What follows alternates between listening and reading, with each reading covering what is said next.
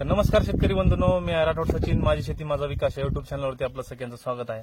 तर शेतकरी बंधूंनो, आपलं कपाशीचं पीक जवळपास 30 ते 35 दिवसाचं झालेलं आहे।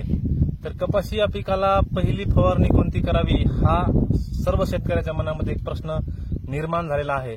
तर कृपया मी या व्हिडिओच्या माध्यमातून तुम्हाला पहिली फवारणी कुठली केली पाहिजे तर त्याबद्दल आपण सांगणार आहोत। तर आता सध्या कपाशी या पिकावरती थोडाफार मावा आणि थोडाफार तुडतुडा या प्रकारचे रोग आलेले आहेत थोड्याफार प्रमाणामध्ये, खूप जास्त प्रमाणामध्ये सध्या नाहीये। तर तुम्ही यूपीएल कंपनीचं उलाला हे कीटकनाशक तुम्ही वापरू शकता। त्याच्यामध्ये फ्लोनिकोमिडा 50% WG फॉर्म मध्ये आहे। तर तुम्ही हे प्रतिपंप 8 ते 7 ग्रॅम तुम्ही वापरू शकता। त्याच्यानंतर किंगडो इंडिया प्रायव्हेट लिमिटेड या कंपनीचं NPK खत आहे 11-11-8 या ग्रेडमध्ये हे आहे। याच्यामध्ये ऍडिशनल झिंक आणि बोरॉन सस्पेन्शन आहे।